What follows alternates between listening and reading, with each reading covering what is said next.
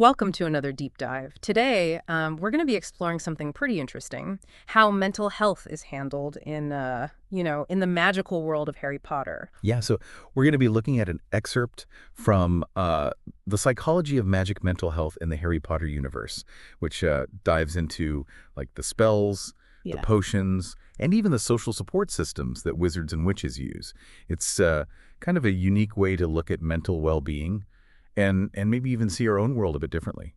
Yeah. What's fascinating is it kind of makes you think about how a society with magic, right, might approach these challenges that we grapple with in our own lives. So does magic offer a quick fix, or are there deeper lessons to be learned? That's a great question. And, right off the bat, we encounter the Patronus charm, this dazzling shield of light Mm. that wizards conjure to repel Dementors, those soul-sucking creatures. And you literally use your happiest memories to fuel it. It's like a magical pep talk. Yeah. Yeah. And that's where we see a fascinating link to real-world psychology, right? The Patronus charm isn't just about magic. It's about harnessing those positive emotions to combat negativity. And in cognitive behavioral therapy, CBT, we see similar principles at work. So explain that to me. How does that work? Okay, so CBT, it helps people identify and challenge those negative thought patterns and replace them with more balanced and helpful ones.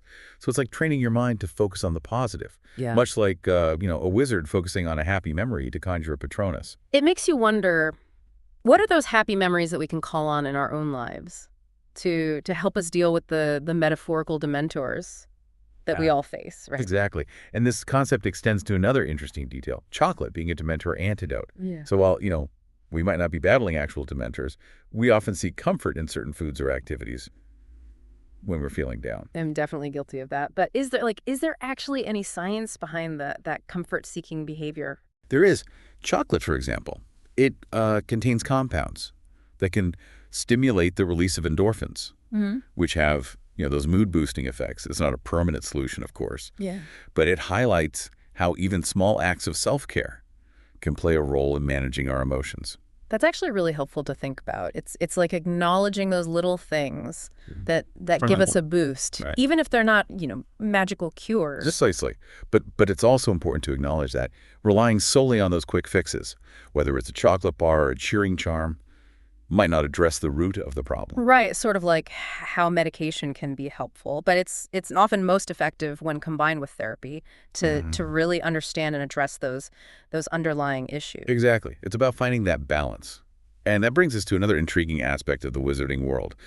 St. Mungo's, their magical hospital. Oh yeah, St. Mungo's. It's got a whole ward, the Janus Thicky ward, devoted to long-term mental health care. We see, characters like Neville Longbottom, Yep. whose parents suffered from magically induced trauma and never fully recovered. And that's a sobering reminder Mm. that even with magic at their disposal, Hmm.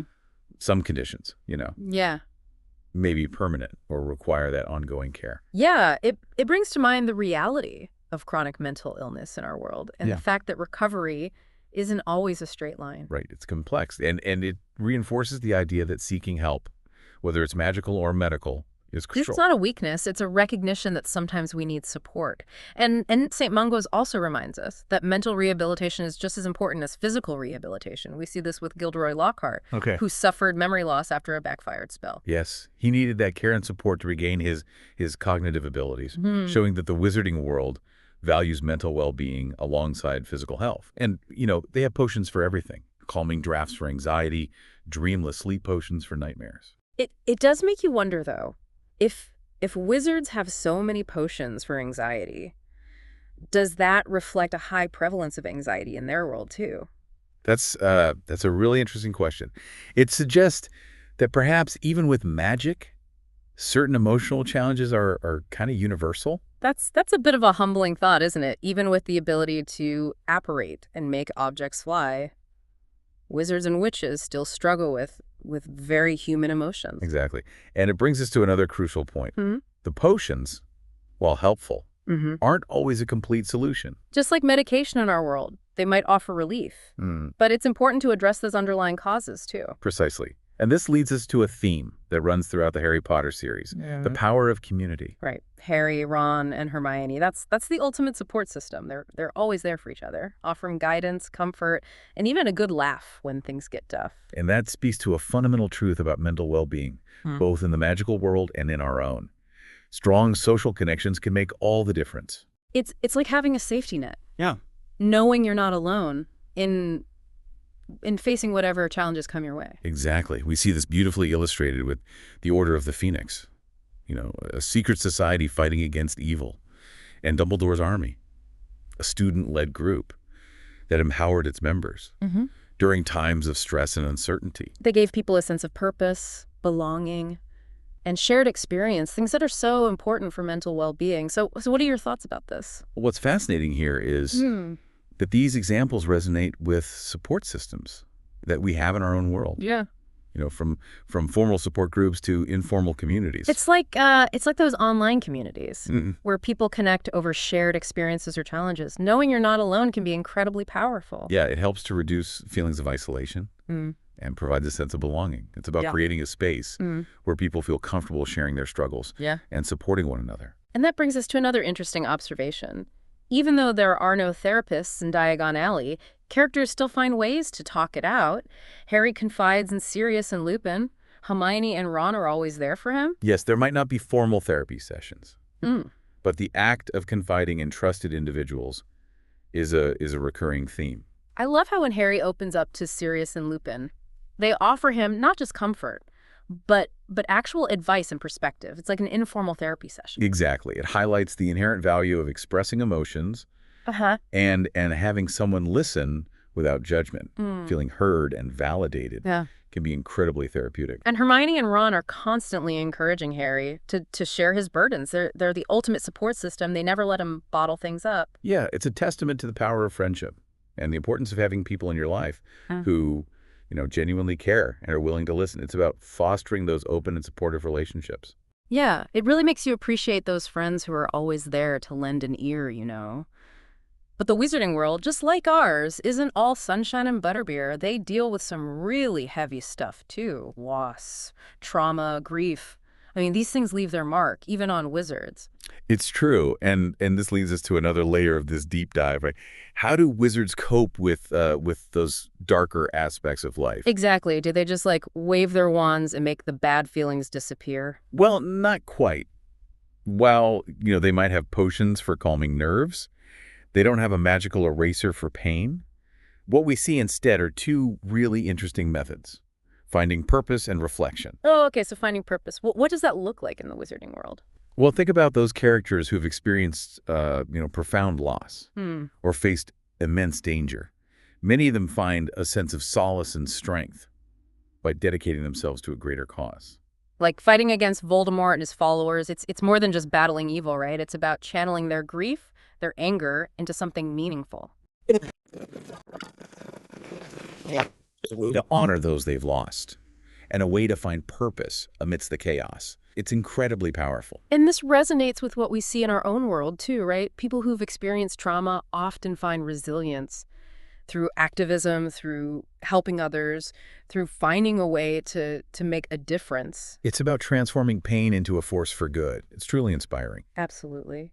But what about this reflection idea? Do wizards have, support groups for processing trauma? Not exactly support groups in the traditional sense, but they do have a rather unique tool for reflection: the Pensivy. Oh, yeah, the pensive, that swirling basin where you can literally store and revisit memories. Exactly. Imagine being able to step back into a past experience and observe it from a different angle. It's almost like a form of immersive therapy, right? Yeah. Allowing wizards to process memories and emotions in a very tangible way. It makes me think about how, in therapy, we sometimes revisit past experiences to understand how they've shaped us. But the pensive takes it to a whole other level. Of course, it's not without its risks, right? Dwelling on the past can be painful, and without proper guidance, it could be harmful. That makes sense. It's like any therapeutic tool.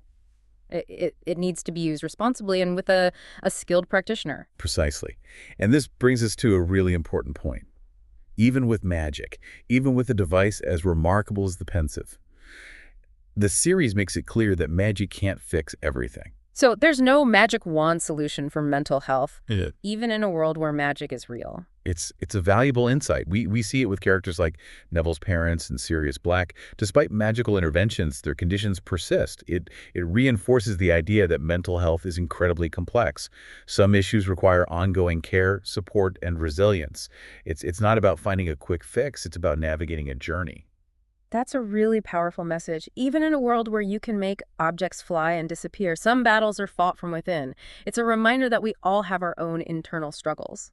And sometimes those require a different kind of magic. A magic that comes from self-care, from seeking support when we need it, from understanding that it's okay to not be okay. So even with Patronus charms and potions, wizards and witches still face challenges that mirror those that we experience in our world. So what does that tell you? I think it speaks to the universality of the human experience. We all have emotions, we all face challenges, and we all need to find ways to cope and heal. Yeah. Magic might offer some unique solutions, but the underlying themes resonate deeply with our own lives. And it's not about finding that one magical solution. It's about the ongoing journey of mental well-being. What are your thoughts on this? What's fascinating to me is how the series highlights the importance of seeking help and support. We see characters, confiding in friends, mentors, and even trusted adults. Like Harry turning to Dumbledore or confiding in Sirius. It shows that even the bravest, most capable people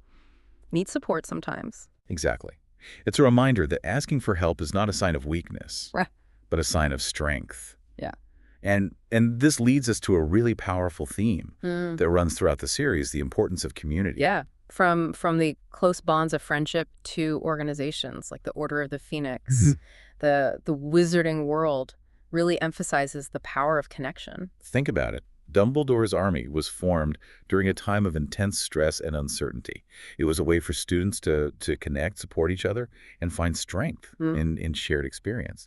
It's a beautiful example of how community can foster resilience and hope. And it's not just about having people around you. It's about creating a space where it's okay to be vulnerable, where you can talk openly and honestly about your struggles. Yeah. Without judgment. It makes me think about how important it is to foster those kinds of supportive communities in our own world, too, whether it's through support groups, online forums, or simply creating a safe space for open communication with friends and family. It's about recognizing that we don't have to face our challenges alone. There's strength in reaching out, in connecting with others who understand what you're going through.